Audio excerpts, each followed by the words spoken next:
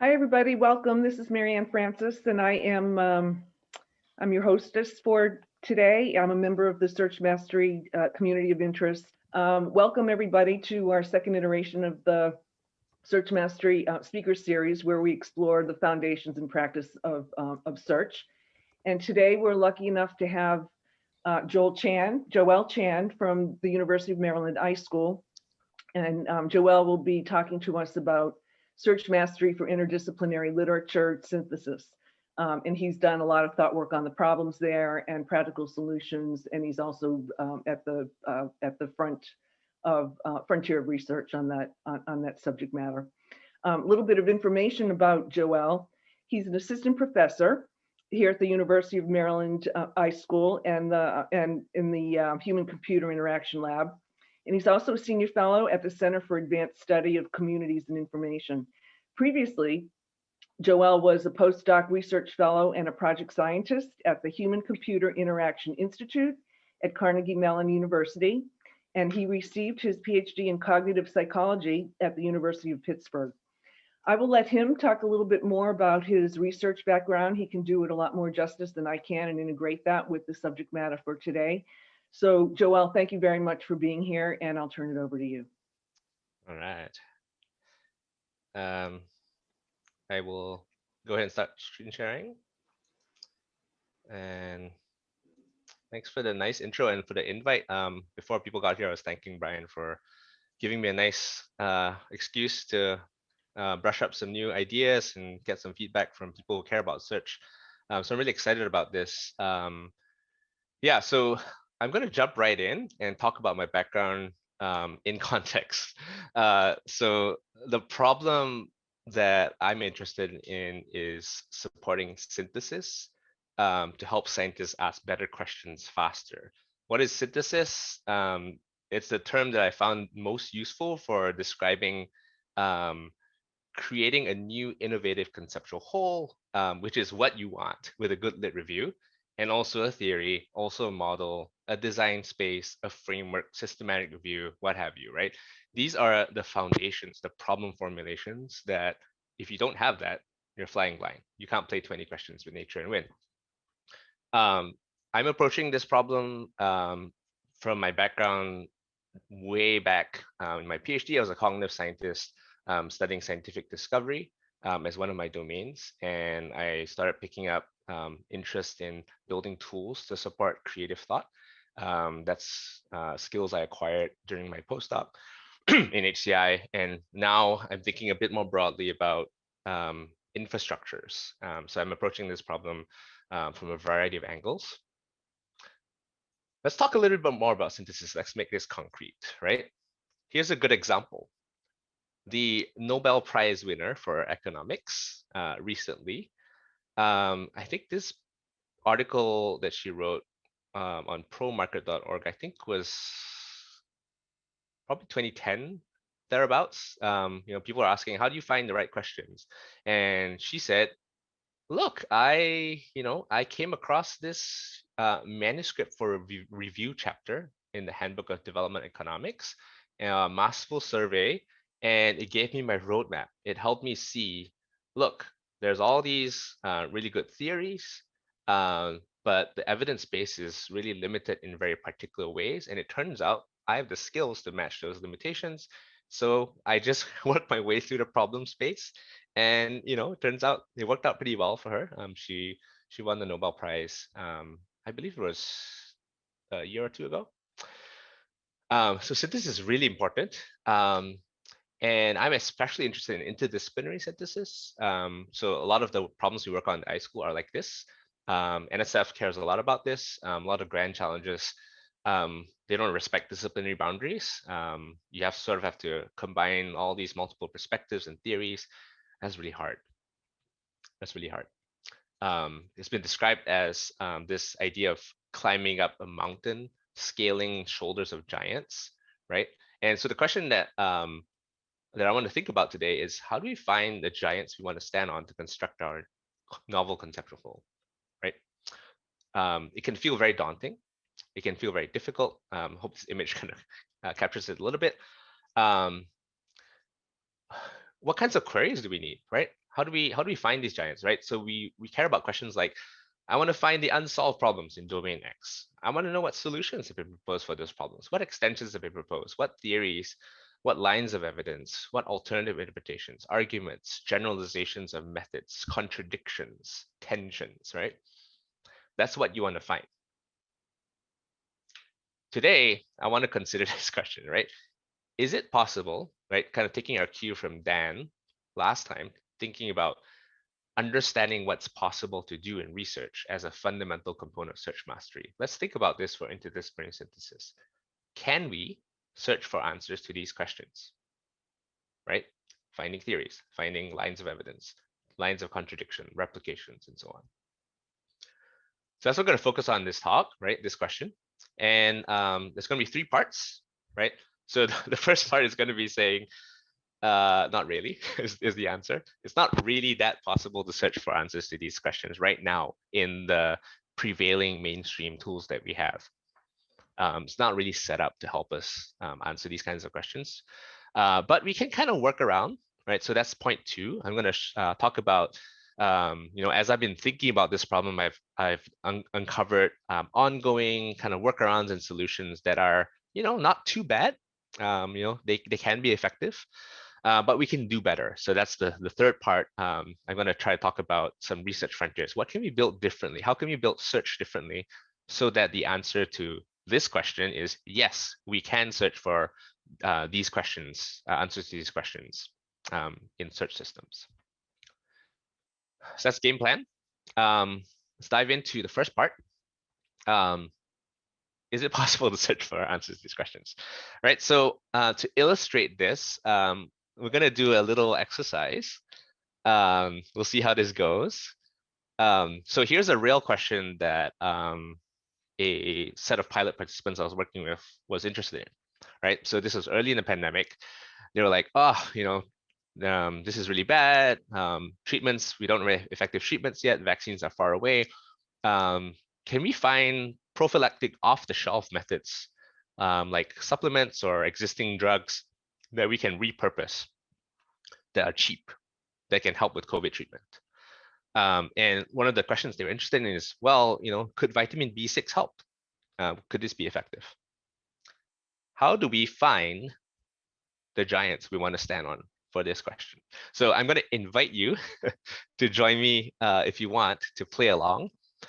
The usual places we're going to look are PubMed, Google Scholar, and maybe Semantic Scholar. So we'll start with PubMed. PubMed's the kind of the de facto place to look for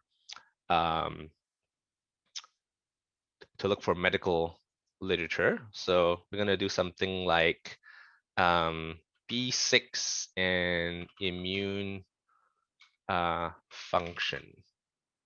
Okay. I'm going to do the search. Now, if you wanted to get fancy, we could use the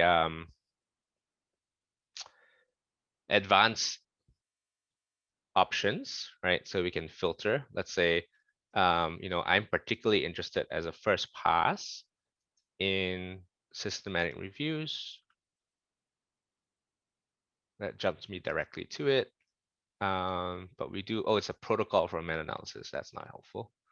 This results of this study will be published. We don't have results yet. Okay, fine. How about a meta-analysis? What do we have here? If you have fun results, please share them in the chat. Oh man, this is slow. Okay, RCTs. There we go. Okay. Vitamin B6 supplementation increases immune responses in critically ill patients. That's helpful to know. Okay, so this works okay. As we'll mention in a bit, this is a kind of an anomaly. This works really well in biomed because of the way that people write their titles and their abstracts. We'll be a bit more frustrated with the second example. So this works. This works okay. We still have to pull out the thing though.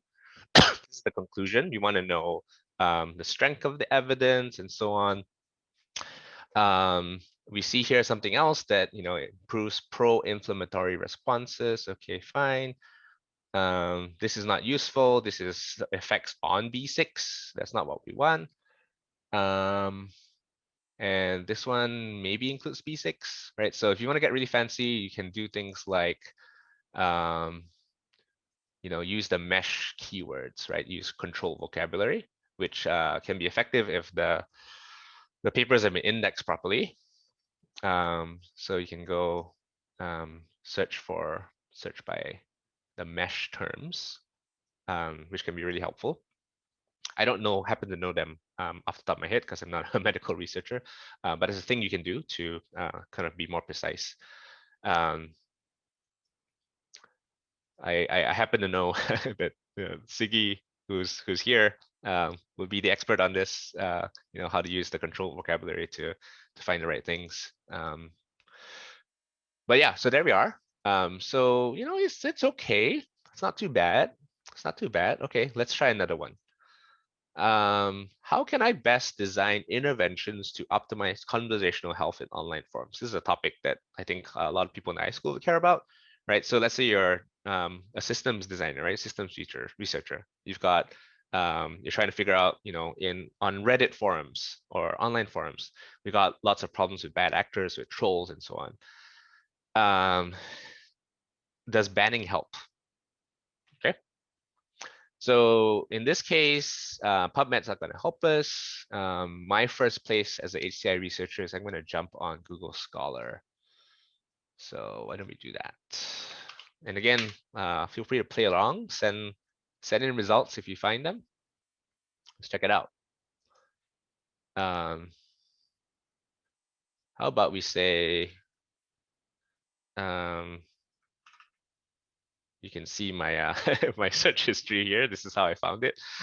I'm gonna show you this one, right? So this might be a naive search, but probably not uncommon. What do we see here? Managing trolling in a feminist forum. Okay, this is about the topic. What did they actually do? I'm interested in bans. I don't know if this is relevant. I have to open it and see.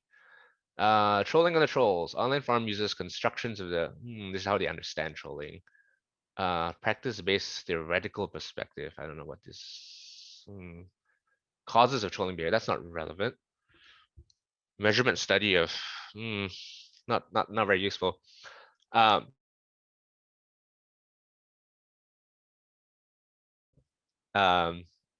Which happens to be, you saw the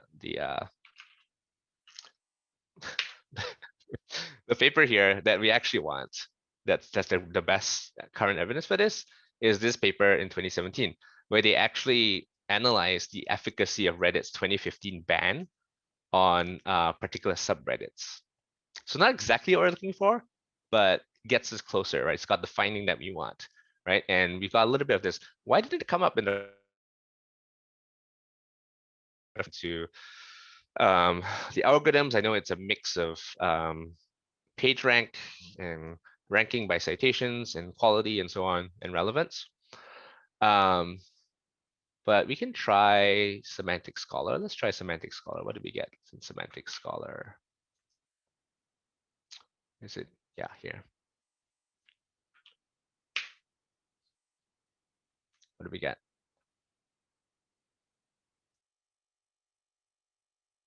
Loading.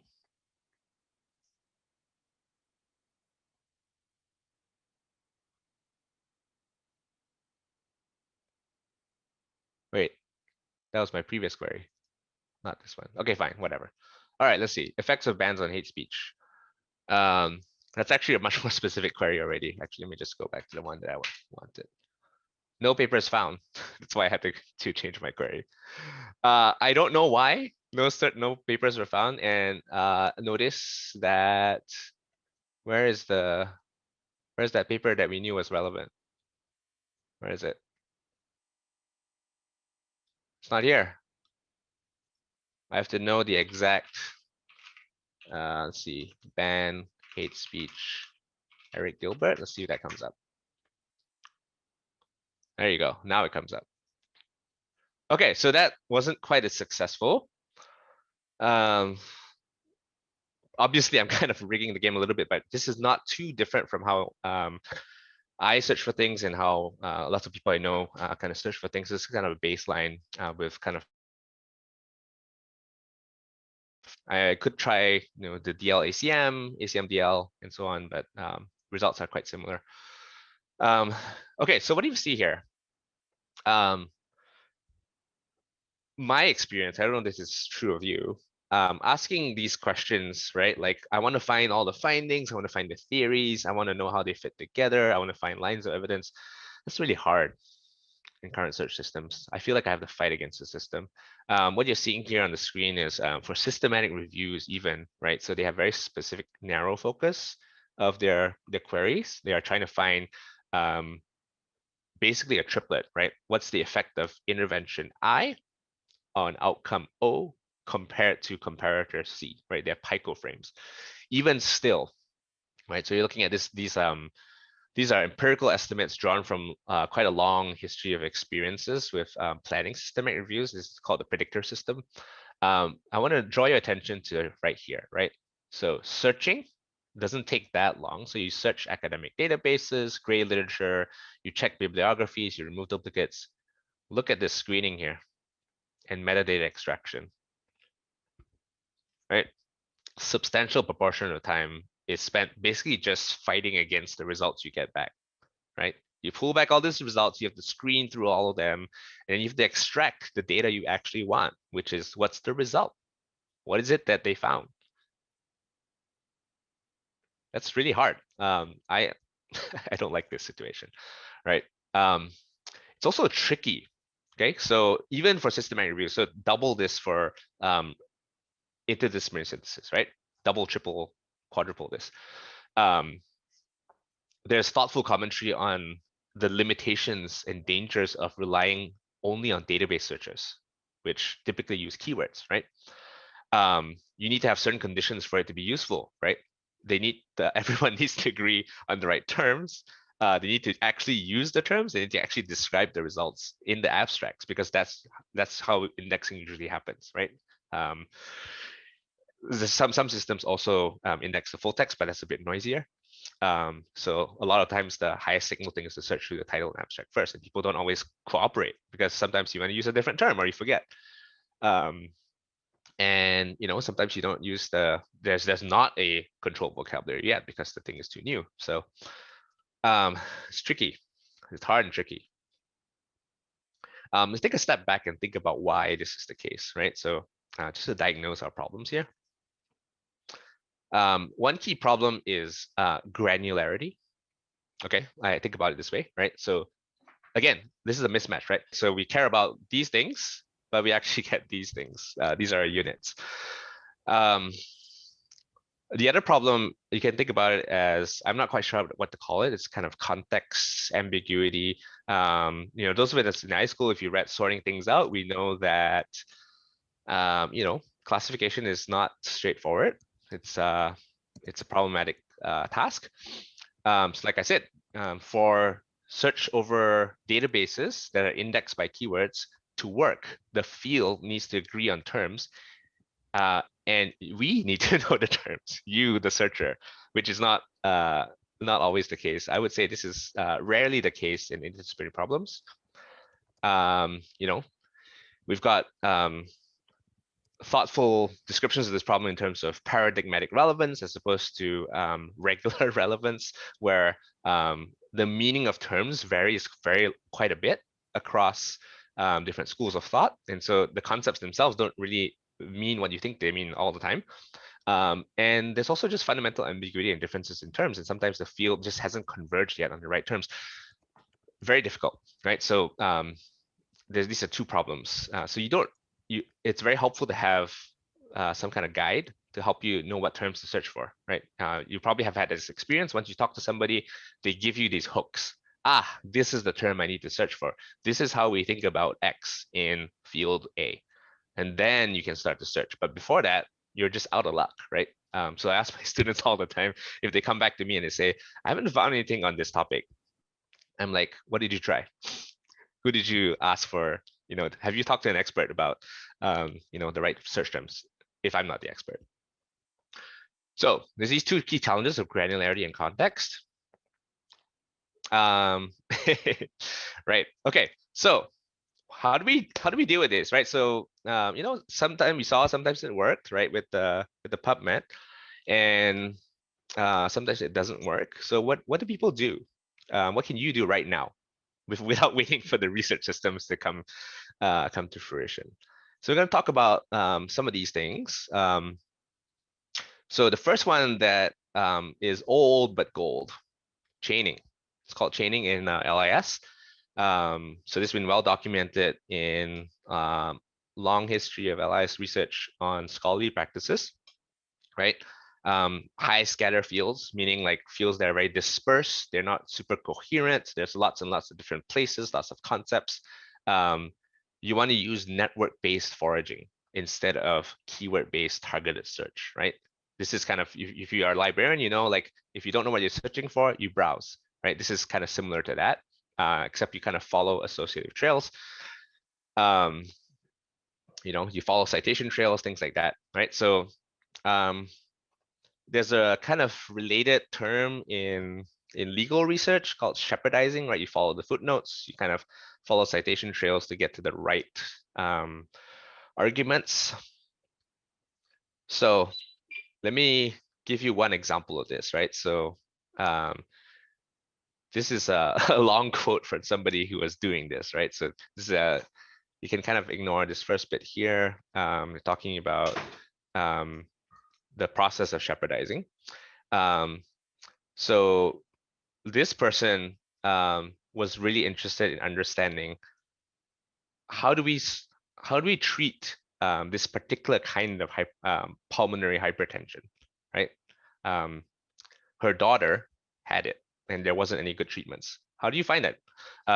So she applied her legal expertise, and she went shepherdizing. She went searching through, okay, look up the references and the references of those references and so on. And then ultimately you start to get to the point of diminishing returns where you start to circle back around themselves and you reach saturation. Then you've got kind of the good stuff, right? So so this person then finally gets to a molecule that a researcher at Glaxo Wellcome had written, in which they described testing this molecule for congestive heart failure.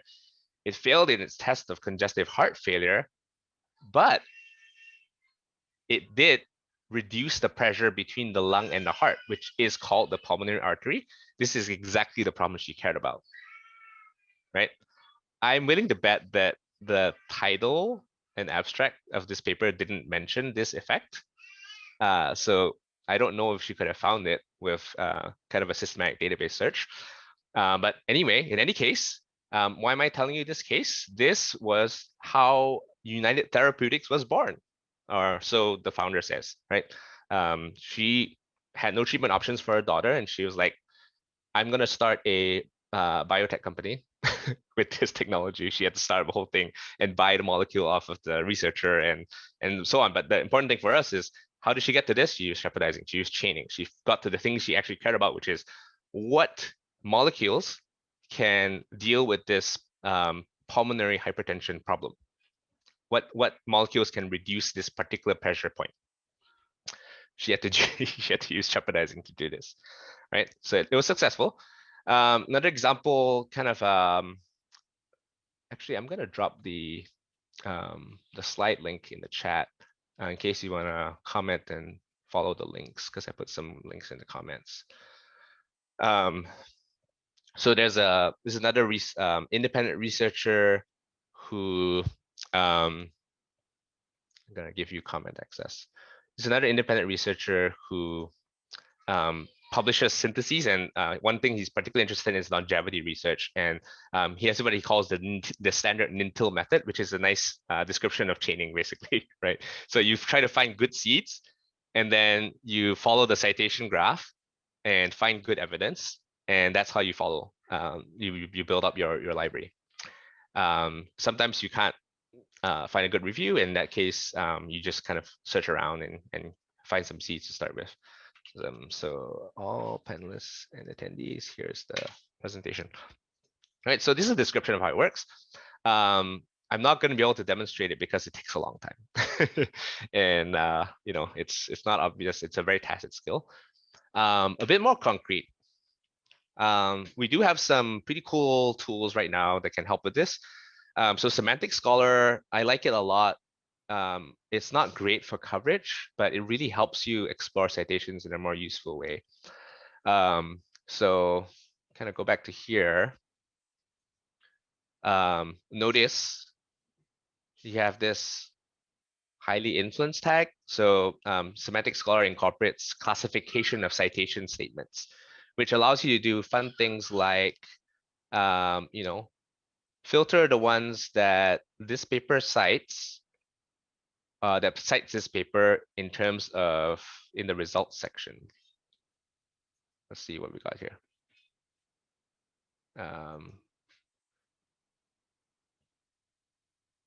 Yeah. Okay, so this is like, building on this specific result, right? And you can see how.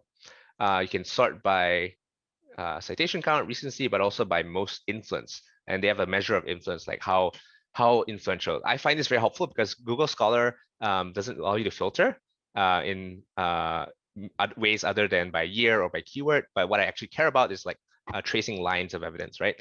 Lines of argumentation. Who's building on who's supporting, who's contradicting. I don't care if you just mention things. I care if you're influenced by it, if you replicate it and so on. So this gives us some ability to do that. You can use cite methods. These are going to be different, very different set of citations, right? So this is control analyses. Probably this is, using the same kind of matching approach. So this is helpful. It's limited in terms of its coverage. So Semantic Scholar doesn't have perfect coverage of citations. But if you're working in CS, it's pretty good. It's pretty good coverage. And I think medical is pretty good too. Okay. Another enhanced citation search approach is on Cite.ai. This is a kind of new kid on the block. Highly recommend you check it out. Actually talking to the UMD libraries right now about a potential pilot for the university institutional license. So what Cite allows you to do is actually really, really cool. I'm actually gonna go back to one of the papers that I know about that has this, right? Design fixation, Jensen. That's the one I want. Jensen. I'm gonna look for one here that has some controversy. There's not one. Okay, anyway, we can go to this one, for example, right? So what Cite does is it classifies citations, the statements, in terms of whether they are supporting, mentioning, or disputing the thing that it's citing, which is really helpful. So you can basically filter these out as a first pass to trace these lines. Yeah. How does it do it? There's some machine learning in here, classifying the citation sentiment, which is it's not a straightforward problem, but it's not nearly as hard as extracting claims and contributions. So you can get pretty good at it, and you can actually improve the model, and it gives you, I find this quite transparent. I find it very helpful. So looks like this particular finding has been replicated or supported by, looks like it, I don't know, 62%. Yeah, it's not that great. You can also, similar to Semantic Scholar, you can filter by citation context. Where was the citation? How about this one? Let's look at this one. This one has been supported. Okay, this effect is consistent with other studies in which seeing an example caused reduction in idea fluency. That's great, right? So now you can, if you started with this as a seed, you can look forward and find, has this finding been replicated? Yes. Oh, it turns out this one as well has been replicated, or at least cited as a supporting. Let's just filter that one too.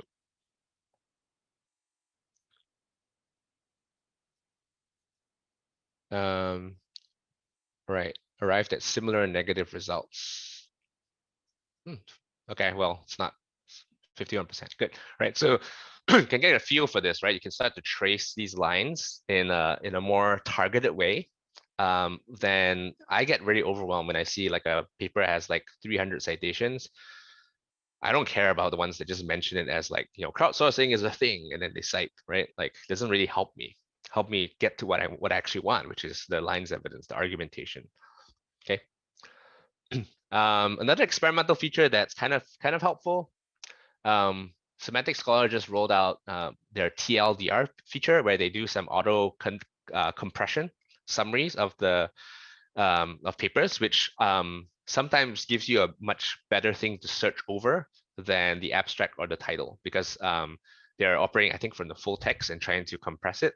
And so frequently they will summarize the major contribution or the major result.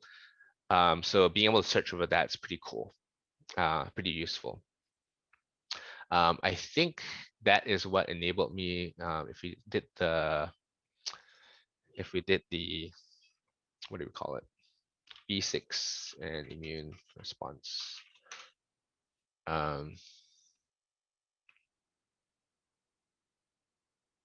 No, it doesn't show up. Never mind. Yeah, so the coverage is uneven. I don't have a good insight into, but once it starts rolling out more widely, I think this could be helpful. A similar thing that I'm kind of disappointed by. So we have structured abstracts, right, in medical fields. I'd be very happy if people educated me on this. I haven't been able to find ways to use it to search, right? I expected, because we have structured abstracts that break things down into, let me show you one example, right? Something like this, right? Introduction, objectives, methods, results, right? So wouldn't it be nice if I could, search through B6 and immune function, but only in the conclusion? I don't care about if it's mentioned in the intro. I don't mention if it's in the methods. Maybe I care about the objectives, right? I can't figure out a way to do this. I don't know if I'm searching wrong. So if you know how to do this, I would be very interested in learning. I know in 2012, they were talking about experimenting with using the structured abstracts to index. I suspect they're not using it because coverage is not great yet and there's inconsistencies, but I don't know. Seems like low-hanging fruit to me, but if that's possible, that would be great, right? Because right now you can only search over these things. There probably are. I'm not a bio researcher, so yeah, I'll be super interested if you know of tools that allow you to do the kinds of queries that we're talking about right now. Super interested, so let me know. Okay, so those are your current strategies, and of course, by far, the best trick is to ask an expert, by far. So we have studies of interdisciplinary research. One of my favorites is this study by Carol Palmer, 2001, on work at the boundaries of science, and she studied this interdisciplinary institute and tried to understand how they navigated information work. And a consistent theme was, you got to talk to people. You can search, you can kind of pull through the literature, but ultimately your best bang for your buck is just talk to someone. You have this interactive process where they really kind of zero in on what you're actually talking about. This is like interactive search for the right thing. And they talked about no other type of information interaction is this efficient and profitable, right? Really, really helpful. So if you happen to know somebody who might help you, go talk to them. That is by far the most efficient strategy. Okay. So here we are. We've talked about problems. We've talked about some solutions that help a little bit. Something to consider too is like ultimately all of these give you results in the form of documents, which you still have to process and extract to do your synthesis. But it gets you part of the way there. Now, in the time I have left, I want to leave some time for questions. I'm going to talk about what we can build differently so that the answer is yes, of course. I'm going to focus mostly on the first of the two, and you can kind of poke around on the slides and feel free to ask me, follow up with me about the second one. But the first one I'm most interested in right now is discourse graphs as search infrastructure. So I'm going to talk about that, and then I'll take questions. Okay, so Research Frontier 1, discourse graphs. This has been a dream for a while now. Since the birth of the semantic web in 2009, there was a science paper that was written that said, in 2019, we're going to be able to search by discourse. We're going to be able to search over formalized assertions, actually search by causal and ontological relationships, and so on. And we're not quite there yet. But the intuition is that, what if we built a different indexing infrastructure that indexed these assertions and statements and results and findings and theories and so on that we actually care about? And then we can grab those and use those. Wouldn't that be great? We'll reduce a lot of our overhead, right? You can think about, back to that that picture of, what are the costs of doing a systematic review? All that cost of metadata extraction, screening, and so on, we can cut down those, maybe even eliminate them altogether, and just get to the task we actually care about, which is, I want to synthesize these things. I want to make sense of them. So that's the promise. And there's been a lot of work in this space, a lot of technical, very fine conceptual technical work, right? We have lots of quote unquote warehouses for these objects, right? So we got nano publications, we got micro publications, we got research objects, all kinds of standards that are really well thought out, very well motivated. The problem that we're facing is that they're mostly empty. So structured abstracts, structured digital abstracts are kind of a special version of structured abstracts, where they have some kind of formalization, some kind of ontological statements. And uptake has been quite poor. To give you a sense of this, it's the creator of Nano Publications, 2013, talked about this kind of being no more than a puddle right now. It's kind of, we want an ocean of Nano Publications, but right now we just have a puddle. And we have an authoring bottleneck, right? That's the core problem, right? Nobody wants to do it. It's tough to do it. We have, on RO Hub, which is a hub for research objects, the last time I checked, there were sort of 90 active users. We have 10 million nano publications across, a bunch of servers, but almost all within bioinformatics, overwhelmingly dominated by a small set of authors. So in one line of research that's ongoing right now, I'm trying to think about how do we get these warehouses filled, right? So there's kind of two broad approaches that have been tried so far. One is this kind of specialized curator model, right? So we get volunteers, we get citizen scientists, we get scientists to do this in their spare time, or we pay people to do this, and that's their only job. It's a separate task that they do, only that they curate this. This is pretty common, it's the predominant model. And on the flip side, we can say, well, why don't we just text mine this? Why don't we extract these claims, extract these contextual details, extract the theories, arguments? And that's still a pretty tough research frontier. Lots and lots of open problems there. There's a good recent review on argumentation mining, synthesis lectures that I can kind of drop in the chat later if I have time. Yeah, it's cheap, but has significant accuracy and transparency challenges. So the thing we're trying to explore is, if you think about it, going back to that picture, right? In the systematic review process, you are doing this already all the time. Every time you read a paper properly, you are creating this data. You are extracting what is it that the authors found? What theories are? How does it relate to other things? And you're kind of writing this up. It's just kind of not indexed. It's not available to other people to search over or yourself in a useful way. So we're thinking about how do we integrate scholar powered contribution to something like these discourse graphs, that are at the claim statement theory level. They're kind of networked in some way. How do we integrate that into your individual collaborative synthesis practices, your reading, your note taking, your sharing of ideas with other people, so that you, as a byproduct of the thing you're already doing, contribute to something like this shared infrastructure. It won't look exactly like this. It probably won't be this formal, but can we approximate some of this so that we can actually search over collections of claims, theories, evidence lines, as opposed to documents? Can we do that?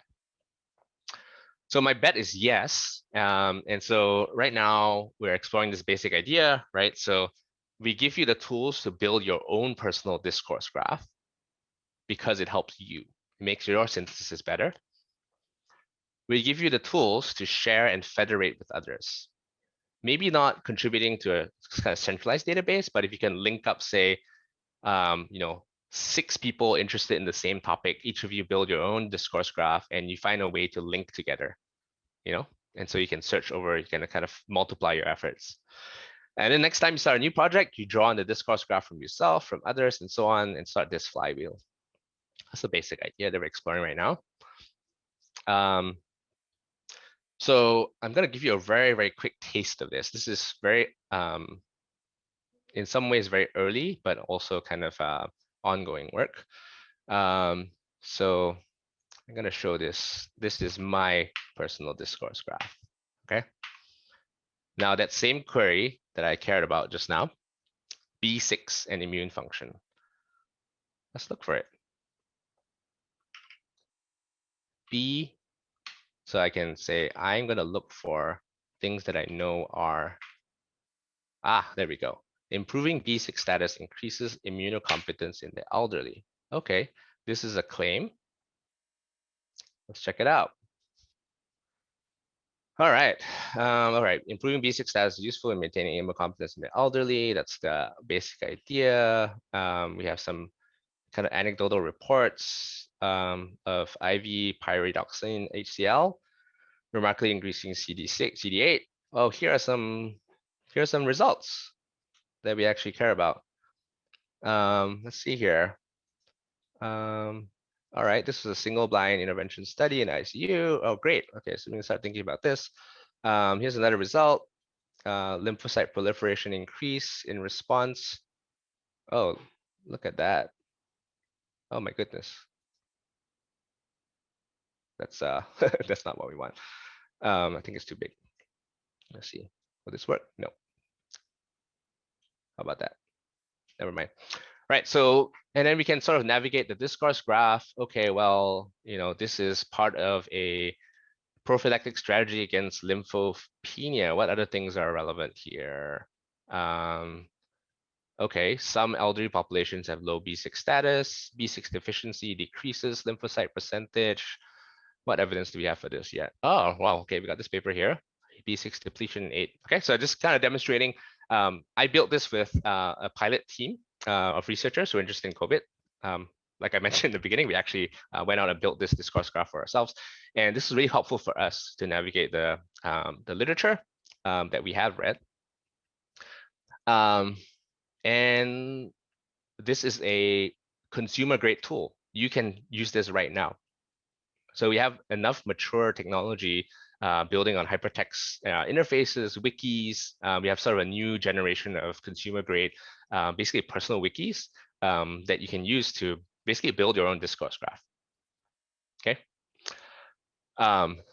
So that's kind of a small demonstration, and I use this for myself. It helps me. I don't build this for other people. I build this because it helps me. We built this with the team because it helped us make sense of things. So that's what this looks like. And you can also, let's see if this worked. We now have the tools to auto-publish all or parts of these discourse graphs to an external website that you can send to people. Let's see, this B6 thing come up here.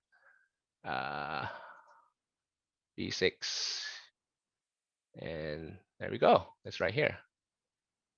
So you could search over this right now, and I'm going to drop this in the chat. feel free to play with it. This is my discourse graph. You can explore it if you want. Right, so you can start, imagine if, communities of people had these things they could share with each other. Instead of emailing a set of papers to someone else, you can say, I'm gonna copy paste this thing. I have some notes on this, I'll send it to you. And then you have now entry pointed to my discourse graph as a better entry point to the things that you actually care about. So that gives you the intuition, and ongoing work is trying to think about how do we describe the conceptual and process model for building this discourse graph in your own notes in an accessible way, so that people can actually try it out. There's a nice critical mass of early adopters of these kind of network notebook tools that could try this out. And some of them are actually trying out right now. I'm talking to them. And if you think about it, it's not really as foreign as it looks. Like, lots of people do structured summaries all the time, right? You have a template where you maybe say, these are the authors, this is the overview, here are the arguments, here's the evidence. What's limited is you can't really connect to other things, but you can kind of hack at that with some tools like repurposing NVivo, Atlas TI, and so on.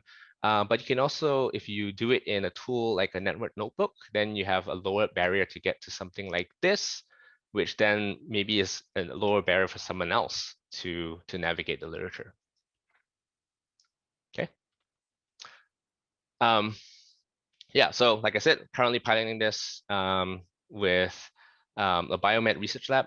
They're focused on modeling, protein branch angles, emergence of structure in cells.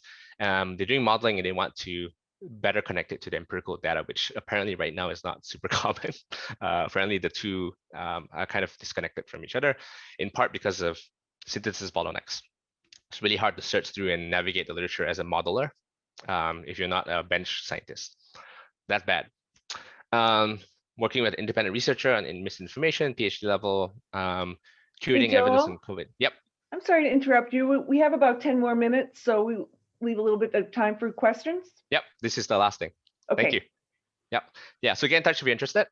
I'm gonna skip through the last thing. If you're interested, you can poke around.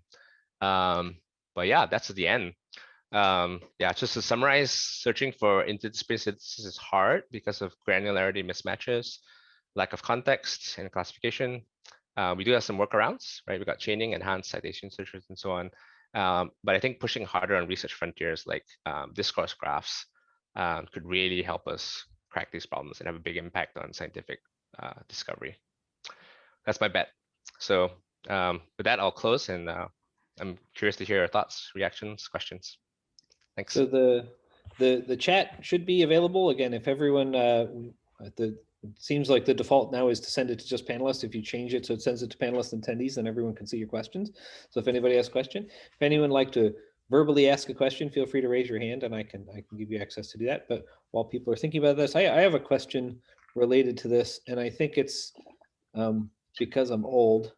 I was looking at this, and it's also because I hang out with a medieval literature person, right? So my wife has a PhD in medieval history.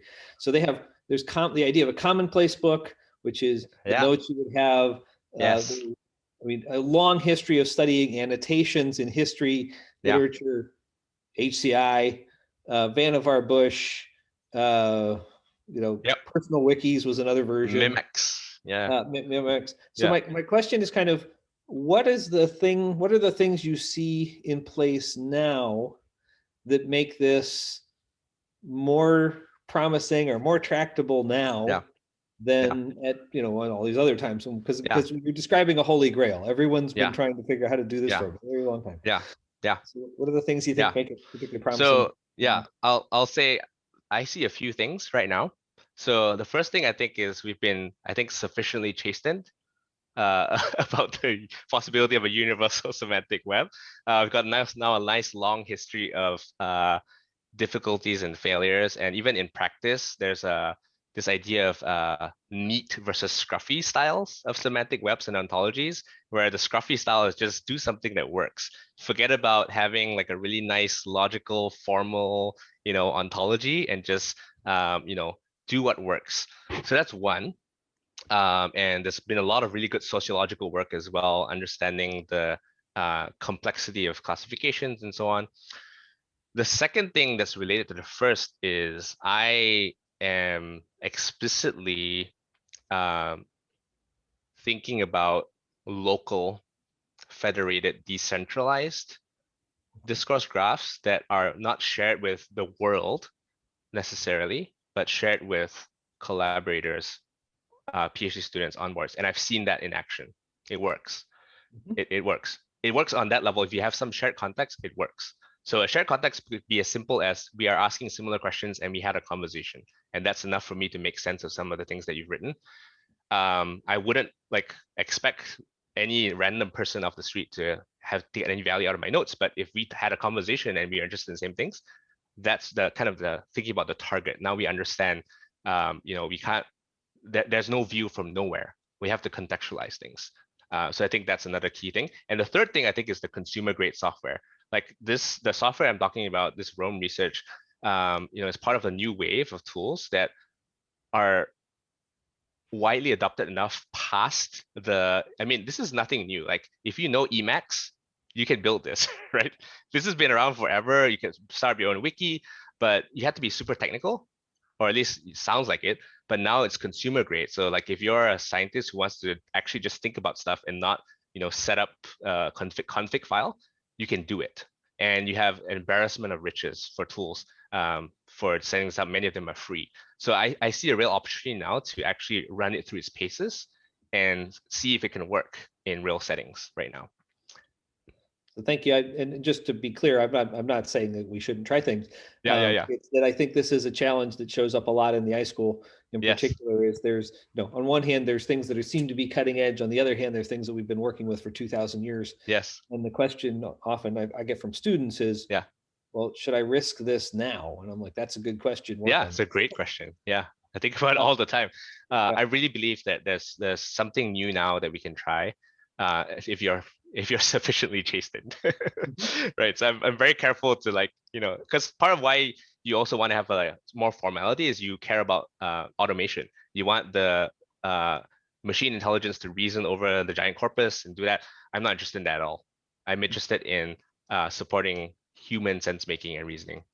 So actually related to that, Nancy has a question. Nancy, I've actually given you the ability to talk, so you feel free to ask the question. Okay, so I'm still absorbing discourse graphs, but it seems like there's another solution to this, which is maybe more complicated, but as Brian says, it's something that's been proposed before.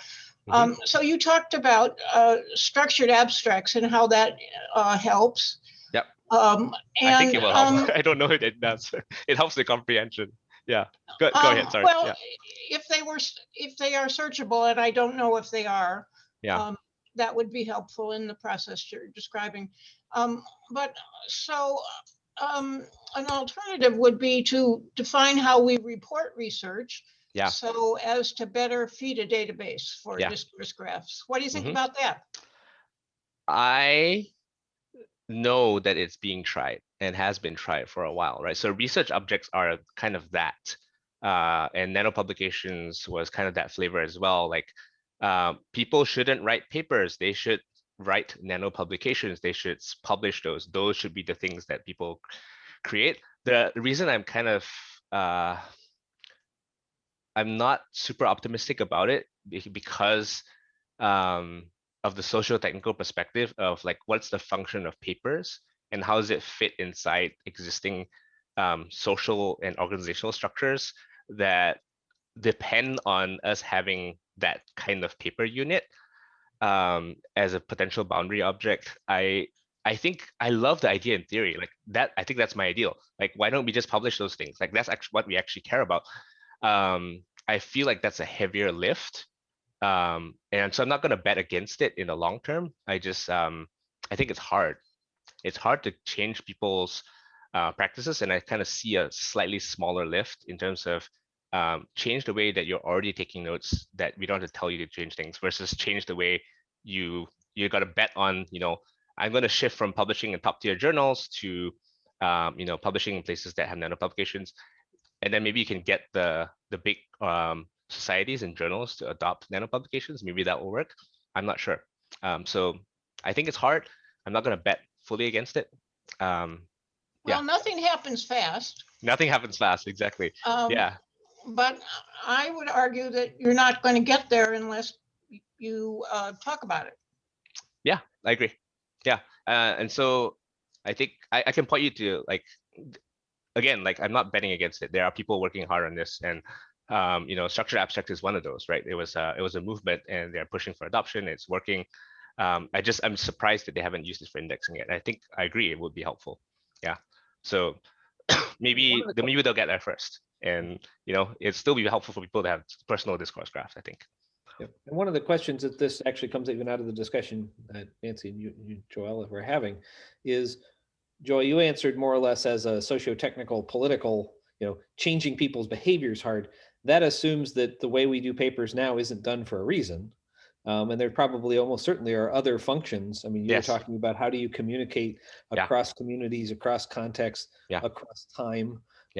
And so how do you evaluate rhetorically that suggests that part of the reason we build all this stuff into papers is because we're solving certain communication problems. Exactly. That may ultimately be in opposition to some of the stuff you're talking about. So that's part but we really haven't changed the way we write papers in a very, very long time.